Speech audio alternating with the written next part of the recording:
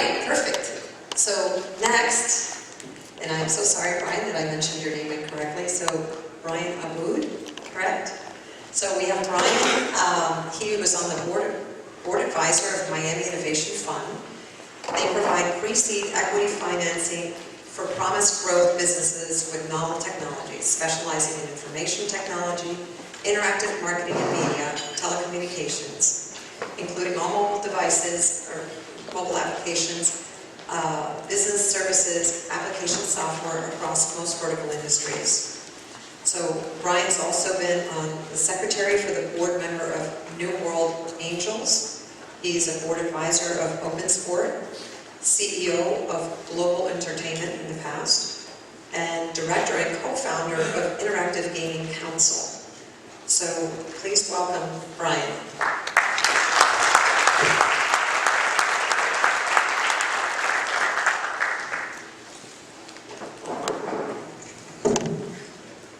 Thank you. So it's a bit younger version of me there. Most of the things she mentioned were in the past, of course. If I can leave you with two words today, it's initiative and strategy. It echoes what many of you have already spoken on, and for me, that is the alchemy for success in any of your various ventures. Yes, there's many other components, but vis-a-vis the market analysis and strategy discussion that we're having today, I think those are the two key words that I would love for you to take away from this discussion today. So look, I'm going to very briefly touch on market analysis and strategy. The thoroughness of Sandy and Karen's presentations is very impressive, and to articulate the market analyses, I'm not going to do a walkthrough. I'm less capable than either of the two that preceded me in any event for that. And because I'm a bit of a hammer seeking a nail, I also wanted to suggest I'll give you just a little bit of a perspective of market analysis and strategy vis-a-vis an investor's perspective. And then finally I'm going to end, again, briefly with a little bit of my background and how it may relate or may or may not be interesting. I'll know by how many people are nodding off. That being said, I won't take the entire blame. Michael, there's no coffee here. I don't know. We need some successful companies. That's Jack's job. We'll work on that for next year, I guess. So, Startup Quest, very impressed. I'm very happy to be involved here. One of the things that is that has most merit with me is traction. This is proven. What's going on right here is not a speculation. It's not a guess. It's a fact. Empirically speaking, 68 people had jobs as a result of this exact effort in GameFair. 14-ish new companies were created, and I, for one, am proud just to be involved, and you should be as well. But none of it is very meaningful if you don't have that initiative, which I'm not going to say probably enough in this communication. It's critical. It's a critical success factor, and of course having a strategy guide you is also a critical success factor. So strategy, in my simplistic perspective, is the how. Are you a low-cost provider? Are you providing the best customer service? Are you providing the best quality? What's your sustainable competitive differentiator? Look at the slides that were up earlier today. I'm a bit of a traditionalist on strategy. Michael Porter wrote a book ages and ages ago. I recommend it. It's a bit theoretical. It predates the internet. Just to give you an idea, probably date myself a little bit. But it's solid in my opinion, and it's a very worthwhile, even if you just skim it, to give you a foundation of what strategy is about. Market analysis. This is probably where I probably have a little bit more of a strength, just based on my personality and skill set. I was more or less designed in business school and master's program to think analytically, and market analysis is math in my head. It's extrapolation and addition and multiplication. It can be very complicated, but look through your eyes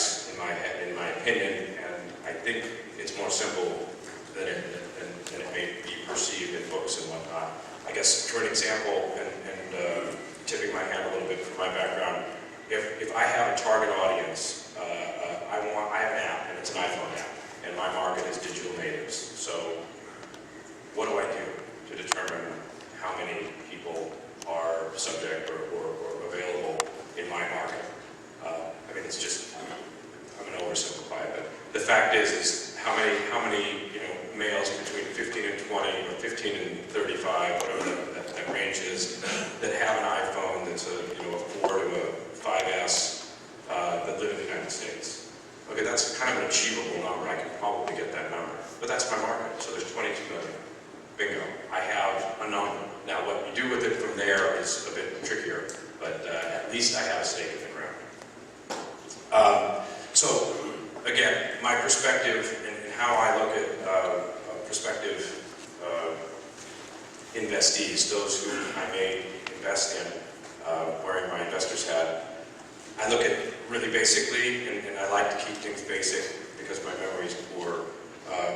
I look at the market, I look at the management, I look at the model, the business model that is, I look at money and momentum. So, starting off with market, and this draws into our market analyses discussion here. If you don't know your market, your investor is just not even going to listen to you. If you don't have it down to a science, you don't have to be perfect, but you have to be honest and you have to have comfort with the numbers. You're not going to get an audience, and if you do get an audience, you're going to lose them. Management, okay, who's the team? Do they have initiative? Do they have integrity? Are they self-aware?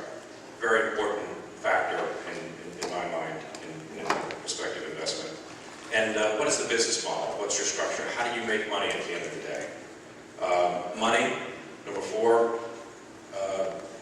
your pro forma. Did you do it? Do you understand it? What are the assumptions on it? And does it make sense? I've got a good example here, and this literally just happened in the last week. So I'm on a call with a company, early stage, but they have revenue in a similar industry that I've participated in the past. We didn't get very far into the conversation, and it ended a bit prematurely, but I asked a simple question. How much money have you invested in the company? And the number I got back was 35 to 40 million. Wow, okay. Big, it's a big number. So you invested, 35 to 40 million. First of all, when you give a range of 5 million, it was a bit of a step back. In any event, after drilling down for another, maybe 45 seconds, it was quickly assessed not to be an appropriate place for my time, for serving out my money. And momentum, the 5th point. When your company has traction, you have something interesting going on. You turn heads, and you create a sense of urgency from the investor's perspective. I don't want to miss it. That's what I think. And when you have that, then you got the tiger by the tail.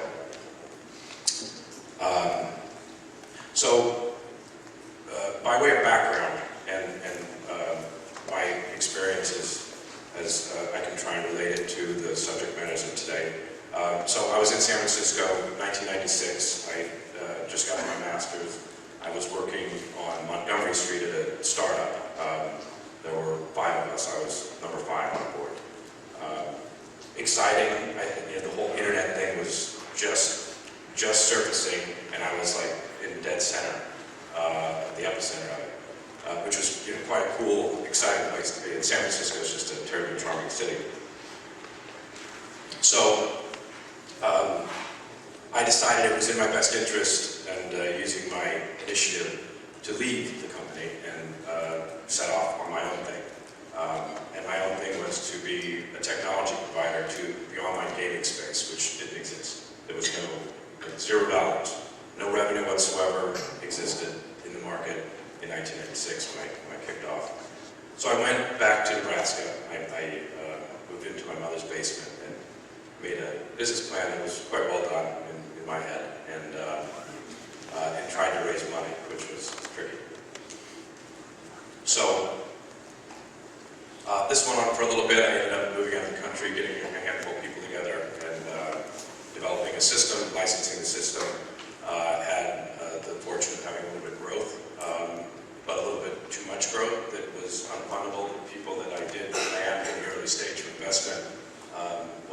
said they were going to give this, and then they gave this, which made it a little bit trickier to operate. So I had to go traipsing around the world looking for money, which is just a necessary evil.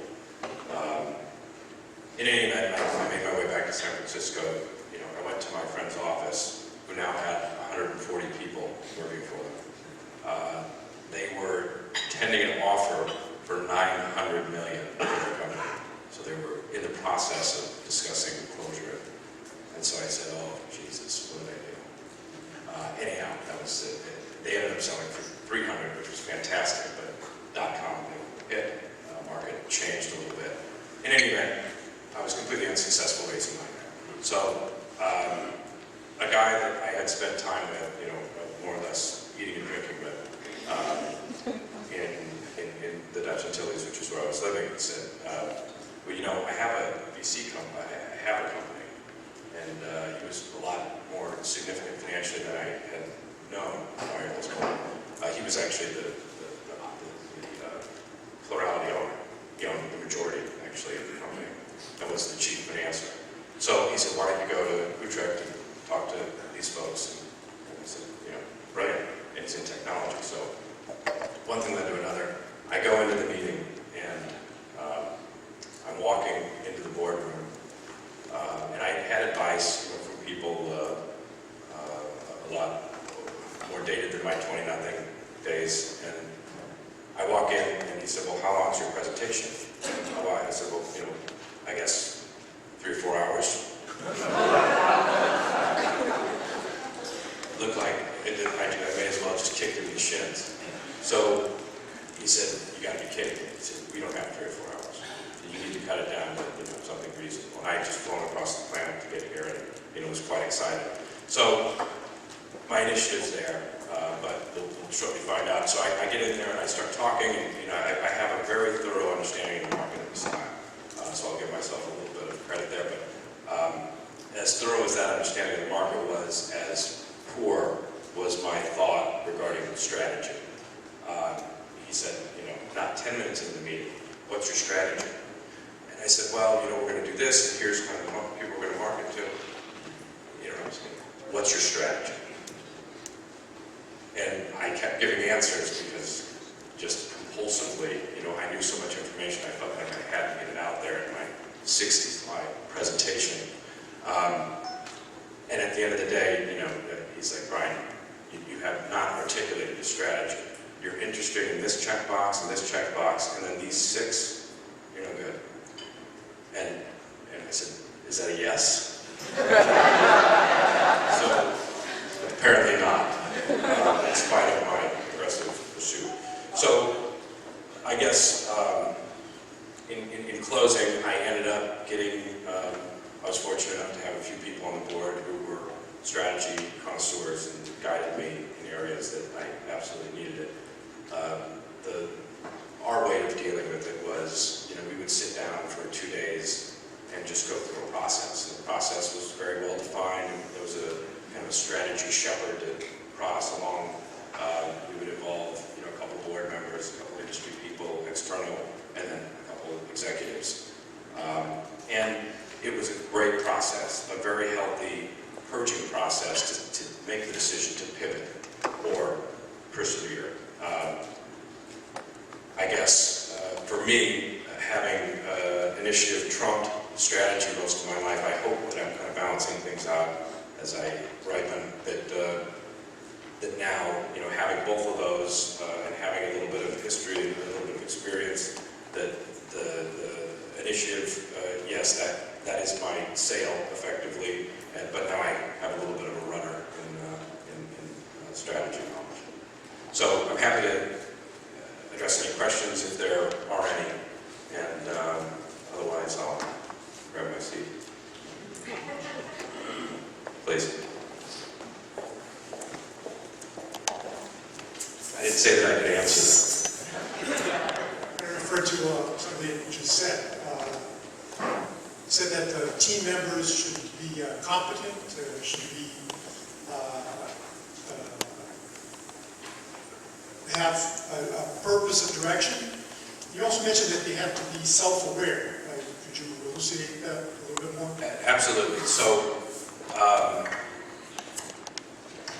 one of my board members that I spoke to kind of shepherded our company along the strategy line. Someone asked him, because he was putting in a ridiculous amount of time and energy because things were just so not right that he had to get his hands dirty. And his answer was, because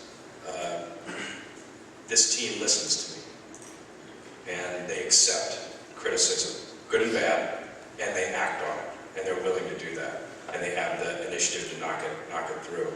And now, one of the key criteria that I use when I meet a prospective operator that needs funding, that needs mentorship and whatnot, one of the key components in my head is self-awareness. If you don't have the ability to take a little criticism, and of course that has to be balanced with self-confidence, because you don't want a silly putty. It's too malleable. You want something that you can mold, but and then the other side of that is that you don't want somebody that's arrogant coming out at you. So those are the balancing components in my head, and self-awareness is, I think, a critical success factor for team. Bryan, I missed the title for the book for Michael Porter that you were recommending. Right. Competitive strategy. And I'm happy to, I have a couple books that I would recommend, but rather than bore you with titles and whatnot, perhaps I can provide you with the names of a few, some of which will have a technology slant. As you mentioned, the Pivot or Persevere thing, the Stephen Blank, it's a philosophy in anyone who develops in technology, particularly software and internet. I'm happy to provide a list of those. Thank you.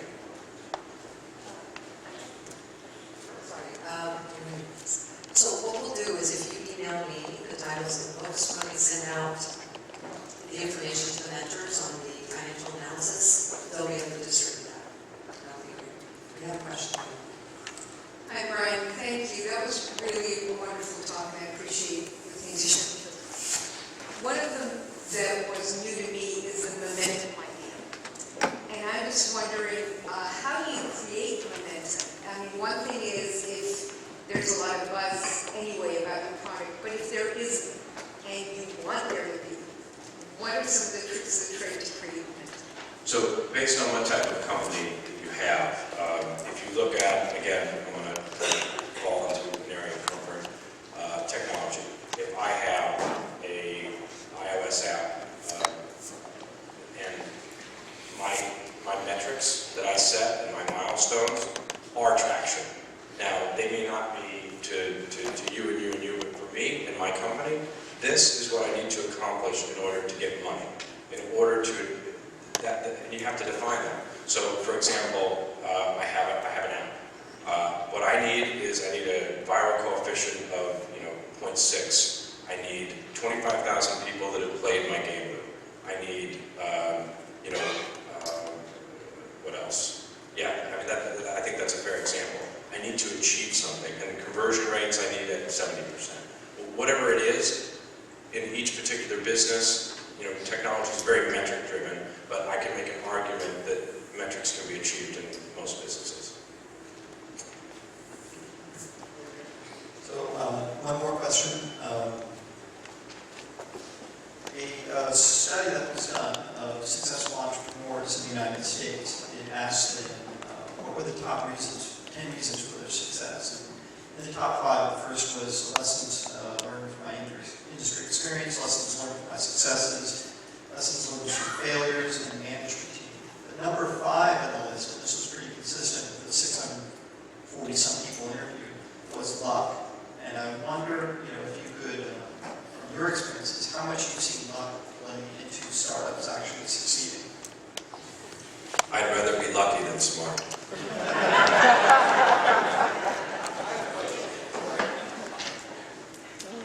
Yes, you mentioned you had a ton of information, you were presenting it, but you didn't have a strategy. Now, was it that you didn't have the elements of your strategy, or you just failed to articulate them? You didn't know how to articulate Both. them? Both. No, even then, I felt like I could articulate well as long as I had some guiding force. And usually that would be like an overly done PowerPoint presentation at the time. That being said, I had components that could be considered strategic, but it was like, water on the floor. It was just all over the place. There was no direction or focus. So was there a light bulb when it came to learning how to articulate your strategy, and that obviously came after? Well, I felt it was more of a kick in the behind. But, yes, and it really, that's when, for the first time, I actually had someone to lean on from a mentorship standpoint that was giving me more good advice than bad. So how would you answer them today? I mean, what would you say? If I asked you, what's your strategy? How would you answer that? I would have one line that would explain it in something that's, as Einstein quoted, simple but not too simple. One line. Everything you can reduce, you should be able to, in 30 seconds, communicate what your deal is, what your business is, in my opinion. And that's tricky. That's challenging. It's very challenging to say, I'm delivering X to Y in this. I mean, those visionary statements, high-level stuff, it's unquestionably tricky, and it just takes reflection. But this business plan process is not a waste. As Sandy had mentioned, when you turn it upside down, no, you can't do an overview first. You have to do the work first. And then the overview is simple. And then when you have your overview and it's one page, you can distill that into 1 minute, or whatever, into a very short period of time in communicating. Does that address your question? Yes. Very good. Okay, we have time for one more question, and I have a lady right here. She's been waiting patiently. Hold on. Thank you. My question is on strategy. You mentioned this very disciplined process that was used. Can you highlight some of the elements of that? So they were highlighted on the former slide. It's a book called Hands-On Strategy. Was I think the fundamentals of the style that we ended up adopting and using annually. But it's full SWOT analysis. It's you're analyzing the macro and the micro of your particular industry.